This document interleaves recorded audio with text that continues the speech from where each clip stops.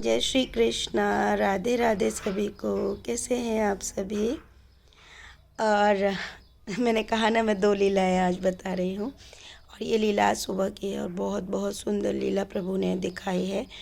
और हमारी श्यामा, हमारी लाडली जी से रिलेटेड है ये जो लीला है। और इसमें एक रहस्य भी है और उस रहस्य का मुझे तो कुछ पता नहीं चल पा रहा है, लेकिन जिसको पता हो बताइएगा। मेरा काम है आप सबको लीला बताना और मैं लीला बता रही हूँ। तो शुरुआत होती है कि हमारी सोना कल मैं उसको मतलब आइज़ उसकी चेक करा के लाई थी, तो थोड़ा उसकी आइज़ में मतलब कम है, तो उसको चश्मा लगवाया। तो उसका चश्मा आया नहीं है मतलब, और लेकिन वो उसका फ़ोटो खींच लाई थी और जो भी है ला के रखा उसने। और सुबह के समय जब स्वप्न आया तो सोना वृंदावन जाती है। जाने से पहले उसके दिमाग में एक प्लान आता है कि मैं ना अपना ये चश्मा जो है बिहारी जी को दे दूँगी और उनसे कहूँगी कि मैं आपके लिए चश्मा लाई हूँ, लेकिन इसके बदले में आप मेरी आँख जो है वो नॉर्मल कर दो। जो भी आई साइट वीक हुई है आप उसको नॉर्मल कर दो, मैं उनको ये दे दूँगी और बदले में अपनी आँख सही करा लूँगी। और ये बोलकर सोना जो है मंदिर में पहुंच जाती है। वहाँ पर वो क्या देखती है कि बिहारी जी जो हैं काम में, व्यवस्थाओं में जुटे हुए हैं। बहुत ज़्यादा काम चल रहा है और 3 बजे का स्वप्न है, 3 साढ़े 3 बजे का। और वो काम, ये स्वप्न नहीं होते हैं, जिनको स्वप्न लगते होंगे, लेकिन ये स्वप्न नहीं होते। हर स्वप्न का एक संदेश है। हर स्वप्न कुछ ना कुछ सिखा रहा है, सीख दे रहा है। जिसे सीख मिल रही है बहुत अच्छी बात है। जो इन्हें स्टोरी समझते हैं वो स्टोरी समझ के सुन लीजिए, और जिन्हें कुछ भी समझ नहीं आता है वो कुछ भी ना समझे और छोड़ दीजिए, स्किप कर दीजिए। याद रखिए, लेकिन प्रभु का मतलब ही सत्य होता है। ठीक है, प्रभु का मतलब ही सत्य होता है, चाहे वो विग्रह रूप में हो, चित्रपट में हो, स्वप्न लीला हो, आपके समकक्ष हो, आपके इधर उधर हो, कुछ भी हो। ये सब उन लोगों के लिए है जिन्हें शायद ये समझ नहीं आ रहा है कि वो अपने जीवन के बुरे कर्मों को बढ़ा रहे हैं। बुरे कर्मों को अगर बढ़ाना नहीं चाहते हैं तो ईश्वर को सत्य मानकर, आपको नहीं समझ आ रहा है, आपको दूसरे लोगों पर यकीन नहीं है, आप छोड़ दीजिए। लेकिन कृपया करके अपने पाप कर्मों को ना बढ़ाइए, क्योंकि समय निकल जाने के बाद उस पछतावे के सिवा आपके पास कुछ बचेगा नहीं। आप कुछ कर नहीं पाएंगे, क्योंकि जीवन का एक समय ज़रूर ऐसा आता है जिस वक्त आप प्रभु को किसी भी अवस्था में रहें, आपको उनको बुलाना पड़ेगा। आप उनको आवाज़ लगाएंगे और तब प्रभु नकार जाएंगे, क्योंकि आपके कर्म ऐसे हो चुके होंगे जिनको सही कर पाना भी प्रभु के हाथ में नहीं होगा। तब स्वयं प्रभु से आप ये तक नहीं बोल पाएंगे कि प्रभु आपने तो हर जगह से हमारे पास संदेश देने की बहुत कोशिश की हमने, लेकिन आप ही को नकार दिया। मैं नहीं जानती कौन सच बोलता है, क्या झूठ बोलता है। मैं प्रभु की हर बात को सत्य मानती हूँ। मैंने पहले ही कहा, जिन्हें सत्य नहीं लगता है वो स्किप कर दिया करें। ठीक है, परेशान मत होइए, क्योंकि परेशानी वाली यहाँ कोई चीज़ ही नहीं है। आपको कुछ चीज़ अच्छी लगती है, बहुत अच्छी बात है, नहीं अच्छी लगती है छोड़ दें। बीच में ये बातें मैं बोल देती हूँ क्योंकि आप नहीं समझ पा रहे हैं। हर किसी से यही गलती होती है और एक समय बीत जाने के बाद मतलब आप उन गलतियों को सोच नहीं पाओगे, यार हमने क्या गलती की थी, क्या पाप किया है हमने। बस यही बोलते और सोचते रह जाएंगे। और जीवन का सबसे सुंदर समय, सबसे सुंदर व्यथा, सुंदर कथा और सुंदर ज्ञान और प्रभु के साक्षात्कार को आप छोड़ चुके होंगे। ठीक है जी, ये सिर्फ यहीं की नहीं, मैं हर जगह की बात कर रही हूँ। प्रभु सत्य है, बाकी सब झूठ है, सब झूठ है, सब रिश्ते नाते सब झूठ है, फरेब है। सिर्फ एक सपना है और जो रियल सपना है ना वो प्रभु है। इतना समझ लीजिए। चलिए आगे कंटिन्यू करते हैं। वहाँ जाती है, सोना देखती है कि प्रभु तो ध्यान ही नहीं दे रहे हैं, प्रभु तो इधर उधर देख रहे हैं। वो कभी अपने अपने जो काम करने वाले कार्यकर्ता हैं उनसे कह रहे हैं, इधर लगाओ, इधर इधर इधर झालर लगाओ, ज़रा इधर फूल लगाओ, इधर इधर लगाओ। वो उन्होंने एक निगाह से सोना को देख भी लिया है कि सोना वहाँ जा चुकी है, और सोना कह रही है मतलब ये मुझे इग्नोर क्यों कर रहे हैं, मुझे मतलब ध्यान नहीं दे रहे हैं, प्रभु प्रभु देख चुके हैं, लेकिन जानबूझकर प्रभु इधर उधर जा रहे हैं।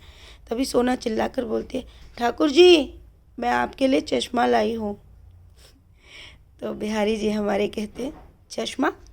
ये चश्मा क्या होता है? सोना कहती है, आप नहीं जानते चश्मा क्या होता है? अरे इसे आँखों पे लगाने पे ना बहुत अच्छा दिखता है, बहुत स्मार्ट लगते हैं। तो बिहारी जी कहते हैं, अच्छा ऐसा है? तो सोना कहती है, लेकिन बिहारी जी मेरी ना आँख कमज़ोर हो गई है, मेरे को चश्मा लग गया है, मुझे कम दिखने लगा है। तो बिहारी जी हाथ मार के एक दूसरे हाथ पे, जैसे बच्चा हंसता है ना, और बहुत ज़ोर से हंसने लगते हैं, और हंसते हुए उनके बाल हमेशा लहराते हैं, बहुत अच्छे तरीके से वो हंसते हैं, और वो हंसते हुए कहते हैं, मतलब तुम इतनी छोटी सी हो, छोटे से में ही तुम्हें मतलब कम दिखने लगा, और मैं 500 साल का हो गया हूँ, उसके बाद भी मुझे सब कुछ बहुत अच्छे से दिखाई देता है। तो सोना कहती, आप इतने बड़े हो? बोले हाँ मैं तो इतना बड़ा हूँ। बोला वही तो, मैं ना मिठाई खाता हूँ, और मिठाई खाने से मेरी आंखें अच्छी हैं। तो सोना कहती है, ठाकुर जी आप तो हमें मरवा ही दोगे, इतनी मिठाई खाएंगे तो हमको डायबिटीज़ हो जाएगी। तो कन्हैया कहते हैं कि तुम लोग इसीलिए तो बीमार रहते हो, मैं मिठाई के साथ भी, मिठाई को भी मैं मक्खन लगा के खाता हूँ, इसलिए मुझे कुछ नहीं होता, मेरा पूरा शरीर सही है, लेकिन तुम लोगों का कुछ भी सही नहीं रहता है, कुछ भी खाते हो। ये बात बोलते हैं, और बात तभी कान्हा जी कहते, लाओ ज़रा दो अपना चश्मा दो। चश्मा लगाते उनको दिखता नहीं है, वो करते हैं ये ठीक है, ऐसे करके उस बात को वहाँ छोड़ देते हैं और दूसरी बात शुरू कर देते हैं। बिहारी जी कहते हैं, अच्छा ये बताओ मुझे ना, अच्छा ये बताओ कि बरसाना कैसा सजाया हुआ है? तो सोना कहती, बहुत सुंदर, आपके वृंदावन से बहुत सुंदर सजाया हुआ है बरसाना। तो सोना से बिहारी जी कहते, तुम कब गई देखने के लिए? तो बोला मैं तो जाती हूँ मैया के पास, मैंने देखा बहुत सुंदर सजा है। तो बिहारी जी कहते, मुझे भी जाना है, लेकिन मैं तो यहाँ से निकल ही नहीं सकता हूँ ना, अगर मैं बरसाने जाऊँगा तो वहाँ सब मुझे पहचान लेंगे, देख लेंगे, और मेरा निकलना मुश्किल हो जाएगा। तो सोना कहती है, ऐसा करो मैं आपको आइडिया देती हूँ, आप ना एक चादर ओढ़ लो और मेरे साथ चलो, मैं आपको लेके चलती हूँ। बोले हाँ ये तो ठीक रहेगा, ये ठीक रहेगा। तभी बिहारी जी अंदर से एक चुनरी ले आते हैं, क्योंकि उन्होंने तो ऑलरेडी एक लहंगा पहना हुआ है। लहंगे पे उन्होंने जो है चुनरी एक ओढ़ी है, पाँव में पायल है, उनकी पायल भी इतनी झमझम करती है कि पूछे मत, एक पैर रखते हैं तो छम। ऊपर से उन्होंने 3-3 मालाएं पहन रखी हैं फूलों की गले में, और वो निकलते हैं ओढ़नी ओढ़ के। तभी सोना कहती, अरे ठाकुर जी लड़कियों की तरह चलो, ऐसे तो कोई भी आपको पहचान लेगा, आप नई दुल्हन लग रहे हैं। तो बोले अच्छा ठीक है मैं चलता हूँ। तो बिहारी जी धीरे धीरे ठुमुक ठुमुक करके चलने लगते हैं। तभी वहाँ पर एक जो वहाँ के कोई भी कार्यकर्ता है मंदिर के, वो कहते रुको, कौन जा रहा है बाहर, बताओ ज़रा। तभी सोना डर जाती है, सोना को लगता है अब तो बिहारी जी पकड़े जाएंगे। तो वो कहती है, अरे ये नई दुल्हन है, और ये सिर्फ अपना चेहरा बिहारी जी को दिखाने आई थी, और आप ऐसे मत देखो। तो वो कार्य कहता है, अरे मुझे माफ़ करिएगा माता जी, मुझे नहीं पता था, मुझे माफ़ करिए।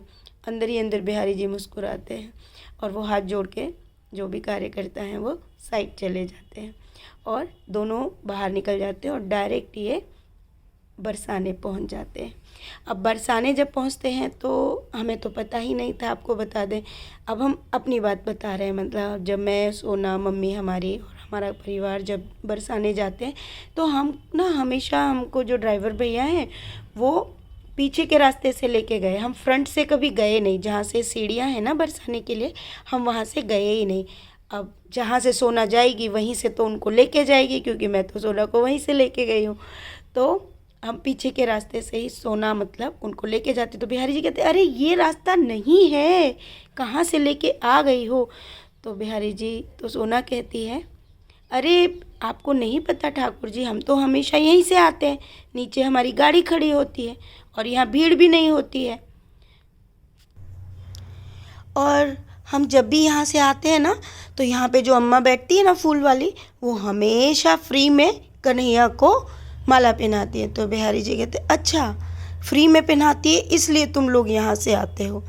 तो सोना कहती है अरे नहीं, आप नहीं समझे, वो बहुत अच्छी है, वो कन्हैया से बहुत प्यार करती है जितनी अम्मा है, और यहाँ भीड़ भी नहीं होती ना, इसलिए हम यहाँ से आते हैं। तो कन्हैया कहते हैं अच्छा, तो तुम लोग बहुत मतलब समझदार हो, इसका मतलब तब तुम लोग यहाँ से आते हो। पर ऐसा करना, जब भी मंदिर आओगे ना, तो यहाँ से जाके लेकिन सामने से दर्शन करना।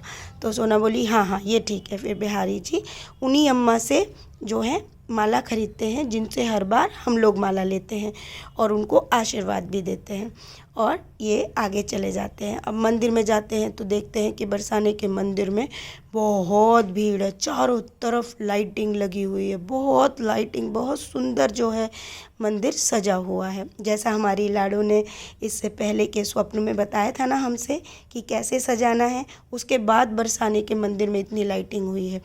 तो हमको पहले ही बता दिया था लाडो ने कि लाइटिंग का जो है तैयारी करनी है।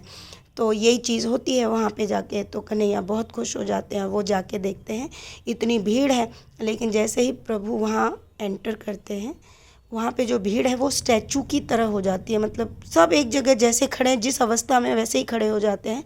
और सामने जो दो सखियाँ हैं, वो सखियाँ जो हैं प्रभु को प्रणाम करती हैं। प्रभु भी वहाँ से उनको आशीर्वाद देते हैं।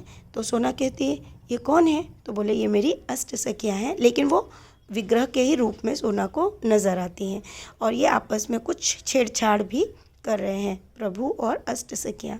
उधर से ही तभी कन्हैया जी जो है देखते हैं कि वहाँ से छन छन की आवाज़ आती है, और हमारी लाडली, हमारी किशोरी जी वहाँ से छन छन करके लाल रंग के, सुर्ख लाल रंग के लहंगे में, इतना सुंदर भव्य उनका श्रृंगार है, उन्होंने सब सोने का पहना है, बहुत दिव्य तरीके, बहुत बड़ा बड़ा, मतलब माथ टीका बहुत बड़ा है, माथे का टीका, उनके कान के कुंडल इतने बड़े हैं, इतने सुंदर हैं, उनके गले का। और मेरी जो लाडली है, उनका चेहरा नहीं दिखता है, हमेशा उनका श्रृंगार दिखता है, बहुत नाजुक है, बहुत पतली है, और उनकी कमर तो क्या बताएं, इतनी पतली सी उनकी कमर है, बहुत पतली, बहुत नाजुक, बहुत बहुत सुंदरता इतनी है कि उनको देख पाना ही असंभव है, सिर्फ उनका श्रृंगार नज़र आता है। और ये नज़र आता है तभी कन्हैया ये देखते ही वो इतना प्रेम में भाव विभोर मतलब उठते हैं कि वहाँ पर स्वयं से जितनी भी जगह थी वो जगह एक जगह रिक्त स्थान दे देते, मतलब जगह खाली हो जाती है। जितने भी लोग दर्शन वहाँ कर रहे हैं भक्तगण, वो सभी साइड अपने आप ही हो जाते हैं ऑटोमेटिकली, और सब स्टैचू में ही खड़े, किसी को कुछ नहीं पता है। और वहाँ पर बीच में हमारे बिहारी जी नृत्य करना शुरू कर देते हैं, इतना सुंदर नृत्य करते हैं, और वो स्वयं से एक गाना गाते हैं।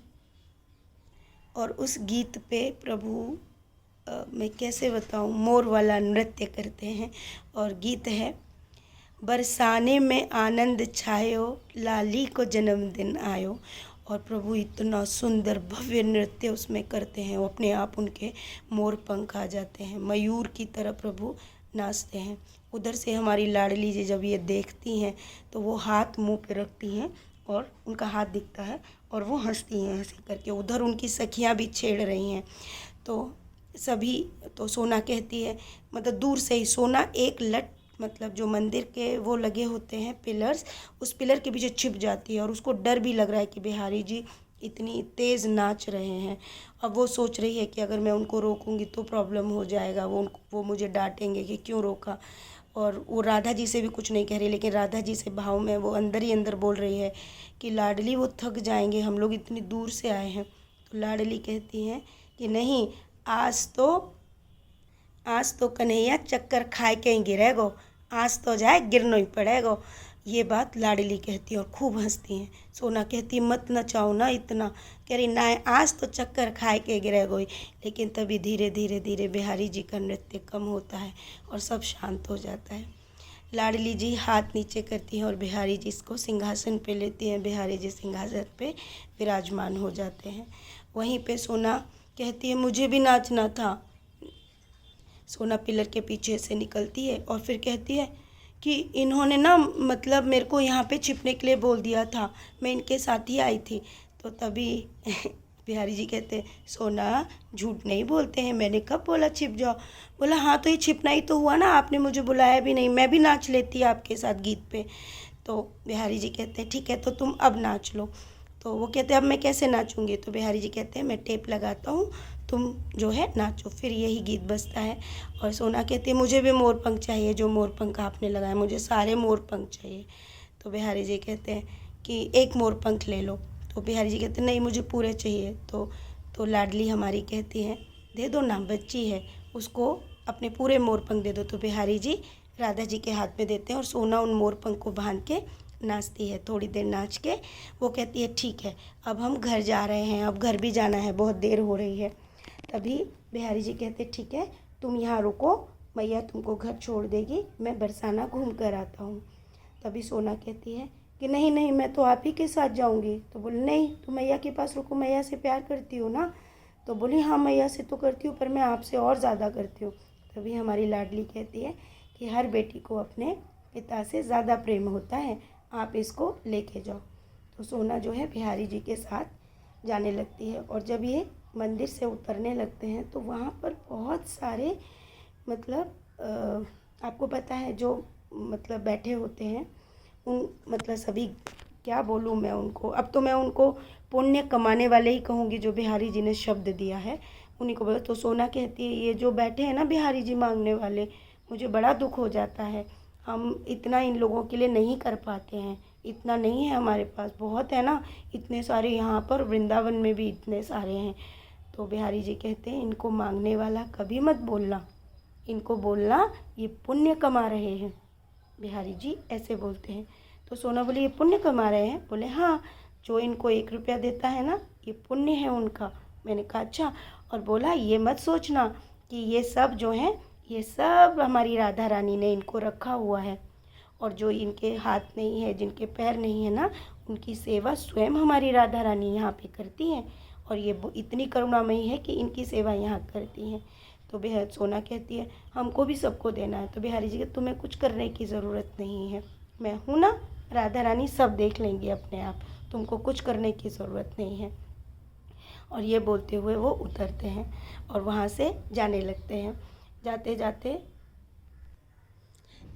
जाते सोना कहती है कि मुझे ना जन्मदिन पे भी बरसाने आना है लेकिन कैसे आ पाऊँगा। तो तभी सोना कहती है अरे बरसाने कैसे आएंगे आप। तभी सोना कहती है तो बिहारी जी कहते हैं ऐसा करना तुम लोग राधा अष्टमी पे मत आना क्योंकि यहाँ बहुत भीड़ होगी। तो सोना बोली हम तो नहीं आ रहे हैं क्योंकि जन्मदिन पे तो लाडली हमारे घर आ रही है, क्योंकि लाडली ने बोला है 12 बजे के बाद वो हमारे घर आ रही है। अगर आपने बोला तो मैं आपको भी निमंत्रण दे देती तो आप भी हमारे घर आ जाना। तो बिहारी जी कहते हैं अच्छा वो आ रही हैं तो मैं भी आ रहा हूँ, मैं भी ज़रूर आ रहा हूँ। तो सोना बोलती है हाँ आप भी हमारे घर आ जाना। तभी कान्हा जी कहते हैं तुम्हारा घर कौन सा है तुम्हारा घर, सोना से बोलते हैं। तो सोना बोलती अरे है ना मेरा घर वहीं जहाँ मैं रहती हूँ। तो बोले कहाँ रहती हो, कौन सा घर है तुम्हारा। तो सोना बोलती है जहाँ मेरे 4-5 बच्चे हैं मैं वहाँ रहती हूँ, मतलब वो हमारे घर की इस घर की बात करती है। तो वो कहती है कि हम वही जहाँ मैं रहती हूँ। तो बिहारी जी कहते हैं अरे वो घर तो मेरा है। तो सोना बोलती नहीं वो आपका घर नहीं है, वो हमारा घर है। तो बिहारी जी कहते अच्छा पेपर दिखाओ तुम्हारा घर है तो सोना कहती है हमारे घर पे होंगे पेपर। तो बिहारी जी बोले नहीं वो घर मेरा है और उसके पेपर मेरे पास हैं। तो सोना बोलती है अच्छा आपके पास है वो पेपर, तो आप मुझे दिखाओ, मैं आप पे ऐसे ही यकीन नहीं करूँगी, आप दिखाओ पहले मुझे पेपर। तो बिहारी जी कहते तो ठीक है तो उसके लिए तो तुम्हें वृंदावन चलना पड़ेगा मेरे साथ। तो सोना जो है उनके साथ वृंदावन चली जाती है और वहाँ जाके हमारे बिहारी जी हमारे ठाकुर जी पहुँच जाते हैं और वहाँ पर वो अपने किसी एक सेवक को जो है आवाज़ लगाते हैं, पता नहीं क्या नाम लेते हैं, और कहते हैं ज़रा मेरा बक्सा लइयो, ठीक है। तो वो थोड़े से गुस्से में आते हैं जो सेवक हैं प्रभु जी के, जो भी भक्त हैं, मैं सेवक नहीं कहूँगी, उनको भक्ति ही कहूँगी। वो आते हैं सर पे प्रभु का एक बक्सा उठा के और गुस्से में उसको पटक देते हैं बिहारी जी के पास और कहते हैं जब देखो तब ये बक्सा ही मंगाते रहते हैं, लियो तुम बक्सा अपने पास ही रखो, जब जाएंगे तभी कहेंगे लाओ माओ बक्सा लाओ। बिहारी जी सोना हंसती है और फिर बिहारी जी उस बॉक्स को खोलते हैं। उस बॉक्स में काफ़ी सारे पेपर्स होते हैं। उसमें से सबसे पहला पेपर रखा होता है और उस पे लिखा होता है श्री कुंज बिहारी श्री हरिदास नोटरी, ठीक है जी, ये लिखा हुआ है। उसके बाद उसी पेपर के नीचे एक और जगह पे लिखा होता है श्रीमती श्री बांके बिहारी लाल के नाम, श्री बांके बिहारी के नाम, ये प्रॉपर्टी की जगह पे ये जो जहाँ मेरा घर है ना जी, ये वाला, अब मैं एड्रेस तो आपको बोलूँगी नहीं, वो एड्रेस मेरे घर का फ्लैट नंबर, मेरे घर का नाम, मेरा फ्लैट नंबर, मेरा फ्लोर 2nd फ्लोर आगरा और पिन कोड सब लिखा हुआ है और नीचे एक अंगूठा लगा हुआ है जिसने उनको दिया है, प्रभु को जिसने दिया, और साथ में एक डेट मेंशन है। उस डेट को भी आप सुनिएगा और मुझे बताइएगा ज़रूर। डेट है 17/2 यानी 17 फरवरी 1997, ठीक है। और इस दिन ये प्रभु का मतलब ये घर प्रभु के नाम से है। तो प्रभु कहते हैं सोना से, ये लो अब बताओ, मैंने पेपर भी दिखा दिए कि ये घर मेरा है। तो सोना कहती है नीचे निगाहें डाल के, अब क्या बोलूँ, आपने तो हमारा घर भी चोरी कर लिया, उसके पेपर भी ले लिए, अब मैं क्या बोलूँ, अब तो हमारा घर भी ले लिया आपने, आप तो वैसे ही सब कुछ कर लेते हो, हमारा घर भी चोरी कर लिया। तो प्रभु कहते तो तुम्हारे नाम कर दूँ क्या सोना? तो वो कहते रहने दो, अब आप क्या नाम करोगे। इतनी बात होती है। बात होने के बाद मतलब सोना बोलती है ठीक है अब मुझे जाना है, और सोना आ जाती है। अब इस लीला से रिलेटेड मैं आप सबको कुछ बताना चाहती हूँ। जैसे ही सोना ने ये डेट बताई 17/2/1997, मेरी आत्मा से बहुत तेज़ आवाज़ निकली, क्या सर, मतलब मैं कैसे बताऊँ कि ये जो डेट है मेरे जीवन की बहुत अहम डेट है, लेकिन जिसे मैं भूल चुकी हूँ, मुझे याद नहीं है। अब आपको मैं ये बताती हूँ कि ये जो जगह है मेरी मम्मी का जो घर है, जहाँ पर मैं अपना स्टैंडर्ड भी बता देती हूँ। उस समय पे मेरे डैडी ने यहाँ पे घर ख़रीदा है और हमारा स्वयं का घर है। यहाँ के सिर्फ 5 मिनट का डिस्टेंस है इस फ्लैट का, जिस फ्लैट में आज मैं रहती हूँ। ये फ्लैट अभी बने हैं रिसेंटली मैं बता देती हूँ, आज से 6 साल पहले, 6 साल पहले ही ये घर बने हैं। 5 इयर्स मुझे इस घर में हो चुके हैं और 1997 में हम लोग यहाँ पर आए थे और मेरे डैडी ने यहाँ से 5 मिनट के डिस्टेंस पे हमारा एक और घर है, वो मेरी मम्मी जी का घर, मतलब मेरे भाई मेरी मम्मी जी का घर है, वहाँ पर हम लोग आए थे और उस समय पे मैं 10th स्टैंडर्ड में थी। अब मैंने आपको ये भी बता दिया, ठीक है जी। उस समय की बहुत सारी चीज़ें हैं जो मुझे आज बिल्कुल याद नहीं है। मेरे ऑपरेशन के बाद मैं भूल चुकी हूँ, मुझे नहीं पता है। जब मैंने ये डेट सुनी तो अचानक से मैं चिल्लाई, फिर मुझे यही समझ नहीं आया कि मैं चिल्लाई क्यों, क्योंकि मेरा कोई सपना था वो मुझे याद ही नहीं है और अब मुझे बिल्कुल याद नहीं है कि ये क्या है, क्या था। और दूसरा एक और कोइंसिडेंस आपको बताती हूँ। 17 फरवरी को ही मेरा कन्हैया, इसी साल मतलब इन 2021 को 17 फरवरी को ही मेरा कन्हैया भी मेरे पास आया था। एक तो ये, ठीक है।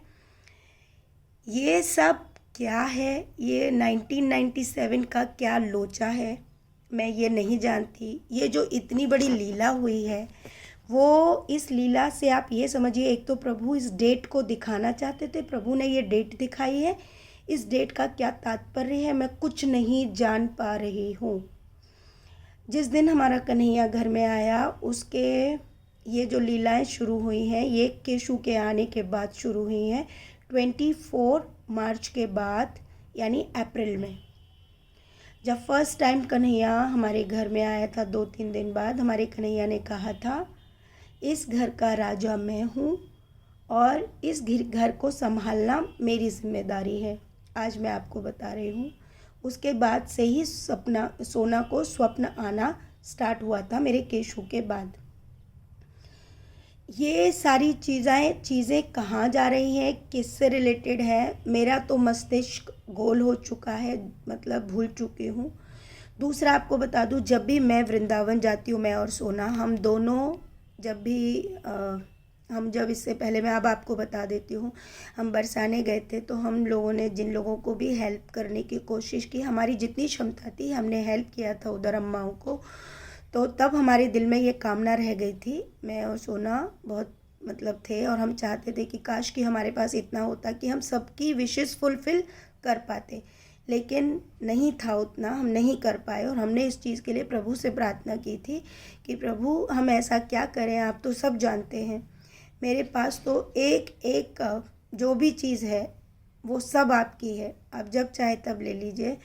और वृंदावन जब हम जाते हैं तो जितना हमसे हो पाता है थोड़ा बहुत, मैं उसको बहुत निम्न मांगती हूँ, वो हम करते हैं। तो जब हमने, और वही चीज़ आज मतलब प्रभु ने क्लियर कर दी है कि हमको कुछ करने की ज़रूरत नहीं है, उन सब के लिए स्वयं बांके बिहारी जी और राधा रानी जी बैठे हुए हैं। लेकिन हाँ, बहुत से लोगों के लिए इसमें एक संदेश है, और संदेश ये है कि जो व्यक्ति वहाँ पर बैठे हुए हैं लेकिन आपसे कुछ मांगते नहीं हैं, जो मांग नहीं रही हैं जो अम्माएँ, ठीक है जी, आप उनको ज़रूर दान पुण्य करें। आप ये समझ जाओ वो प्रभु के ही मतलब आपके कर्मों के लिए फलदायक है। जो नहीं मांग रहे, स्वयं प्रभु ने कहा है जो नहीं मांग रहे हैं ना उनको आप दो, ठीक है। एक ये संदेश आपको मिल गया है। वो वहाँ क्यों बैठे हैं उसके लिए भी बहुत सारी है, उनको मांगने वाला कभी मत बोलना, उनको बोलना है क्या, कर्म पुण्य, मतलब ये कर्म कमा रहे हैं, ये कर्म कमाने वाले लोग हैं, कभी भी मांगने वाला उनको संबोधित नहीं करना है। तो ये जो लीला प्रभु ने दिखाई, दूसरी यही कि प्रभु उस दिन फिर किस तरीके से बिहारी जी के मंदिर में जो चीज़ें होती हैं, प्रभु का रास महारास होता है, इससे रिलेटेड भी लीला प्रभु ने इसमें दिखाई है। तो ये सब हमारा सौभाग्य है और अब आप सबका भी है। इस घर से तो प्रभु का संबंध आपको पता चल ही गया है, लेकिन बहुत से रहस्य हैं जो गुप्त हैं, कब खुलेंगे मैं कुछ नहीं जानती हूँ, क्या है ये सब भी मैं नहीं जानती हूँ। इतनी बड़ी लीला की है सिर्फ प्रभु ने इस नोटरी फॉर्म को दिखाने के लिए। ये क्या है ये सब भी जिसे ज्ञात हो ज़रूर बताइएगा।